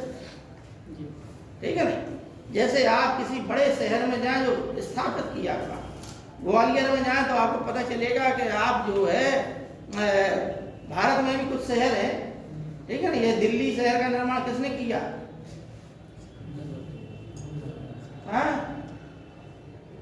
भारत में देखिए Jaipur plant city, Bhubaneswar plant city. ठीक है ना, इनको सुनियोजित करके बसाया गया है। कुछ शहर ऐसे हैं कि जहाँ पर जो प्रशासनिक वर्ग ने एक व्यवस्था स्थापित कर दी, उसी व्यवस्था को हम सुनियोजित नगर जैसी व्यवस्था कहते हैं। कि एक जगह पे आप जाएंगे तो पूरे शहर में एक ही जगह सराफा मार्केट होगा, एक जगह जाएंगे तो पूरे शहर में एक ही जगह कपड़ा मार्केट होगा, अगर आप जूता मार्केट में जाए तो एक ही जगह जूता मार्केट होगा। ठीक है नहीं, फिर जो है खाद्य सामग्री जो जैसा जो है गेहूँ, गल्ला, पानी वाला एक जगह मार्केट होगा। ग्वालियर में आप जाएँ तो अलग अलग जगह अलग अलग मार्केट बने। ठीक है ना, लेकिन अगर आप उत्तर प्रदेश के किसी भी शहर में जाएँ तो हमारे ख्याल से कोई भी ऐसा शहर नहीं है जहाँ मार्केट अलग अलग है। एक दुकान के बगल में दूसरे अलग प्रकार की दुकान खड़ी होगी। एक का सुनार की दुकान हो, कोई बगल में मोची की दुकान है ना। तो ये अस्त व्यस्त शहर है। अगर सड़कें बढ़ती जा रही हैं, ऊंचाई होती जा रही है, जो मकान के दरवाजे नीचे है, तो सुमेरियन सभ्यता में भी तो यही स्थिति थी, ठीक है ना। सुमेरियन काल में क्या है कि सड़क ही पे गेट खोलते थे, हम लोगों के आज भी खुल रहे हैं। लेकिन सिंधु घाटी सभ्यता में उन्होंने इसलिए बनाया शहरों को कि शहर का जो आवागमन है, आप सीधे निकले बाहर सड़क पे आ गए, तो उन्होंने कहा कि नहीं, बाहर वाहन चल रहे, आप पहले ऐसे गली में आइए, फिर गली से आप सड़क पे आ जाइए, ठीक है ना। तो कम से कम आपने समय लिया, यहाँ से ऐसे गए, फिर आपने देखे ऐसे मुड़े, देखा सामने सड़क है, वाहन नहीं है, तो आप आराम से आ गए, ठीक है। आप देखा बच्चे भी जो है आएंगे, बच्चों की दृष्टि से भी सही है, क्योंकि अगर गेट आपका जो है गली में खुलेगा तो बच्चे खेलेंगे भी, तो गली में खेलेंगे, सड़क पे थोड़ा खेलने जाएंगे। अगर सड़क पे ही खोला होगा, बच्चे ने गेट खोला, सड़क पे आ गया, सीधा वाहन चल रहे, भीड़ हो नहीं सकता है। ये सब प्लानिंग, समझ गए। तो इस प्रकार की व्यवस्था जो है सिंधु घाटी सभ्यता में प्रतीत होती है। तो हमें जो है सिंधु घाटी सभ्यता की नगर नियोजन, ईंटों के भी निश्चित आकार थे कि 1:2:4 के अनुपात में ईंटें थी सिंधु घाटी सभ्यता, ठीक है ना। लंबाई, चौड़ाई और ऊंचाई, इस प्रकार की ईंटें थी यहाँ पर, एक निश्चित आकार की, ठीक। तो हमें क्या पढ़ना है, सिंधु घाटी की सामाजिक स्थिति, राजनीतिक स्थिति, व्यापारिक स्थिति और धार्मिक स्थिति, ठीक। फिर इसके उत्थान और पतन के कारण, ठीक है ना। यहाँ कुछ मानव प्रजातियों से संबंधित आ जाते हैं, तो किसने क्या कहा पतन के लिए इसके में, और इसके तुरंत पश्चात जो है कल का और परसों का दिन सिंधु घाटी सभ्यता और नरसों जो है वैदिक काल पड़ा। ईंट का सर अनुपात क्या है? ईंट का अनुपात क्या ईंट का अनुपात क्या है? का सिंधु सभ्यता की जो ईंटें पाई गई तो किस अनुपात में मिलेंगी? अरे वो तो हम आप लोगों को बता देंगे, पढ़ाएंगे, लिखाएंगे, 1:2:4 के अनुपात में पाएंगे, ठीक है ना। जब लिखा देंगे तो आप लोगों को